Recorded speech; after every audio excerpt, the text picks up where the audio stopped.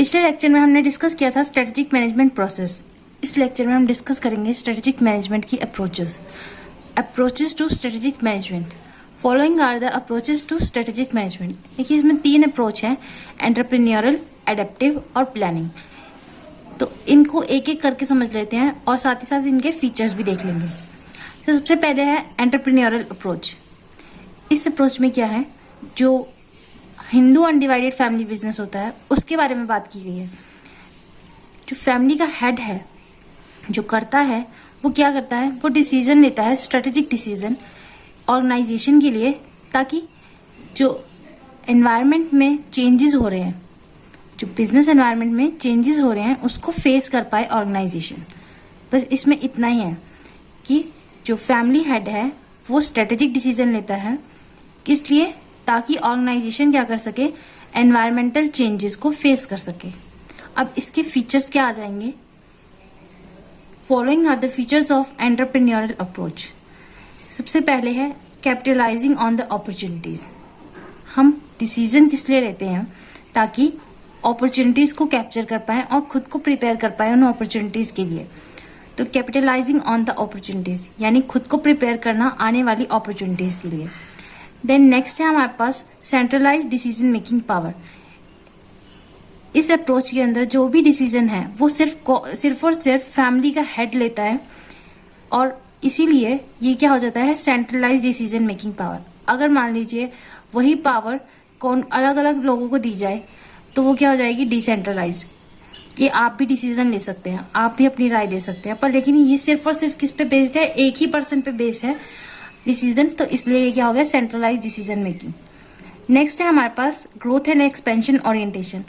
तो ये strategic decision लिए ही क्यों जा रहे हैं, ताकि ग्रोथ और एक्सपेंशन हो सके ऑर्गेनाइजेशन की। इसके बाद हमारे पास है efforts and reward are well balanced. जब भी ये कोई एफर्ट लगा रहे हैं और अगर उसको रिवॉर्ड ना दिया जाए तो क्या हो जाता है, वो एफर्ट बाद में जाके फीके पड़ने लग जाते हैं। तो इसलिए एफर्ट सिस्टम को रिवॉर्ड सिस्टम से जोड़ा गया है। यहाँ पे दोनों को बैलेंस करके चलना, कि जितने एफर्ट है उतना रिवॉर्ड भी मिलना चाहिए, ताकि एफर्ट्स क्या होते जाए, बढ़ते जाए। नेक्स्ट है हमारे पास एडेप्टिव अप्रोच। ये अप्रोच क्या कहती है कि रिएक्टिव है रादर देन प्रोएक्टिव। कि रिएक्टिव और प्रोएक्टिव में डिफरेंस क्या है। रिएक्टिव मतलब कि कुछ जो इवेंट है वो हो गया है, उसके बाद आपने डिसीजन लिया, ठीक है।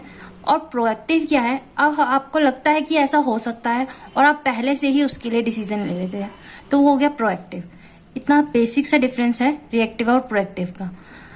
इस अप्रोच के अंदर क्या किया जाता है, जो भी फैक्टर्स होते हैं, वेरिएंट फैक्टर्स होते हैं जो इन्फ्लुएंस करते हैं स्ट्रेटेजिक डिसीजन को, उनको किया जाता है कलेक्ट और मिक्स किया जाता है, और देखा जाता है कि कौन सी अप्रोच यानी कौन सी स्ट्रेटेजी अप्रोप्रिएट रहेगी और उस स्ट्रेटेजी को इम्प्लीमेंट किया जाता है।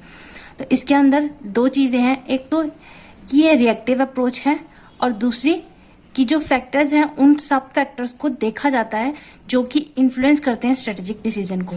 अब ये एडेप्टिव अप्रोच अपनाता कौन है, तो वो अपनाते हैं पब्लिक ऑर्गेनाइजेशन के अंदर। इसको पब्लिक ऑर्गेनाइजेशन के अंदर अपनाया जाता है।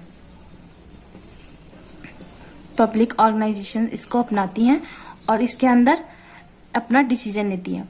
पर लेकिन है पब्लिक ऑर्गेनाइजेशन के लिए, लेकिन कौन इसके लिए एक्चुअल में इसको डोमिनेट कौन करता है, जो भी पब्लिक कॉन्स्टिट्यूशंस है। तो इसके फीचर्स क्या हो जाएंगे हमारे पास, it is an exercise of problem solving. जब कुछ हो गया है उसके बाद हमने डिसीजन लिया है, जब कोई प्रॉब्लम अराइज हो गई है उसके बाद हमने डिसीजन लिया है, तो ये इसलिए हो गया प्रॉब्लम सॉल्विंग। देन सेकंड है हमारे पास प्रायोरिटी डिसीजन मेकिंग प्रोसेस।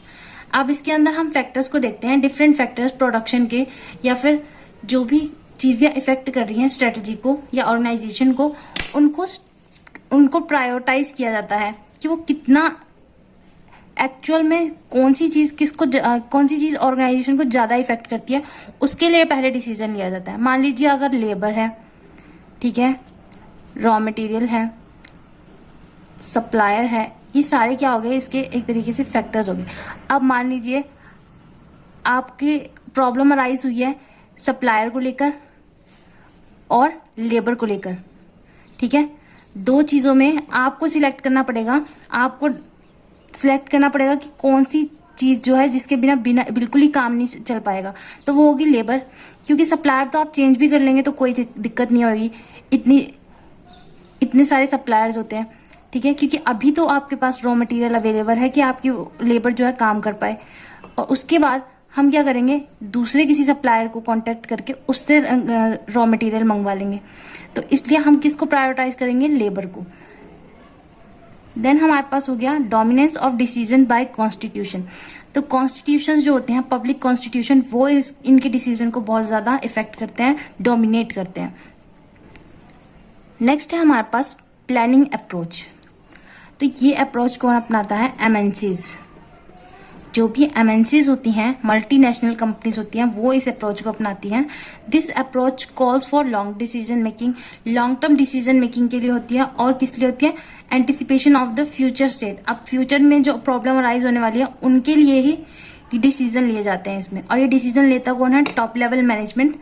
किस लिए लिए जाते हैं, ताकि वो फेस कर सके बोल्डली आने वाली एनवायरमेंटल चेंजेस को और एक्सटर्नल अपॉर्चुनिटीज को कैप्चर कर पाए। इसके फीचर्स क्या हैं देख ले। तो फीचर्स हैं इसके, analysis of factor influencing a strategy. तो जो भी फैक्टर्स इन्फ्लुएंस करते हैं स्ट्रेटजी को, उनको एनालाइज करना सबसे पहले। देन इसमें है सिस्टमैटिक अप्रोच। सिस्टमैटिक अप्रोच मतलब कि 1 by 1 इसमें स्टेप चलते रहते हैं। मतलब कि सबसे पहले प्रॉब्लम आइडेंटिफाई करेंगे, उसके बाद उसके ऑल्टरनेटिव्स चेक करेंगे, स्ट्रेटेजिक ऑल्टरनेटिव्स बनाएंगे, उसके बाद उसमें से एक ऑल्टरनेटिव सिलेक्ट करेंगे। उसकी सिलेक्शन के बाद क्या करते हैं, उसका इम्प्लीमेंटेशन करते हैं। इम्प्लीमेंटेशन के बाद उसका फॉलो अप करते हैं। तो ऐसे ऐसे सिस्टमैटिक अप्रोच होगी। It is comprehensive process. अब कॉम्प्रिहेंसिव प्रोसेस मतलब कि जो सारी चीज़ों को, सारे फैक्टर्स को लेके चलता हो, तो वो हो गया कॉम्प्रिहेंसिव प्रोसेस। नेक्स्ट है स्ट्रक्चर्ड अप्रोच। अब स्ट्रक्चर्ड अप्रोच क्यों है, जो टॉप लेवल के लोग होते हैं वो तो इसको बनाते हैं, ठीक है, उस मतलब कि स्ट्रेटेजिक डिसीजन को लेते हैं। पर लेकिन जो मिडिल लेवल के मैनेजमेंट है वो क्या करता है, वो उन डिसीजंस को इम्प्लीमेंट करवाता है। और जो लोअर लेवल के मैनेजमेंट है वो क्या करते हैं, उनको एक्चुअल में इम्प्लीमेंट करते हैं और उसको वर्क करते हैं, उसके अकॉर्डिंग ही वर्क करते हैं। तो ये क्या हो गया, स्ट्रक्चर्ड अप्रोच। क्यों, क्योंकि तीनों लेवल्स इन्वॉल्व हो रहे हैं और अपनी अपनी जगह पर इन्वॉल्व हो रहे हैं। टॉप लेवल का काम क्या हो गया कि वो डिसीजन लेंगे, और मिडिल लेवल का काम क्या हो गया कि वो उन डिसीजंस को लोअर लेवल मैनेजमेंट तक पहुंचाएंगे। और लोअर लेवल मैनेजमेंट का क्या काम हो गया कि उनको एक्चुअली इम्प्लीमेंट करेंगे। तो ये स्ट्रक्चर्ड अप्रोच होगी। Conclusion. It can be concluded that the strategic management emphasize in innovative strategic program.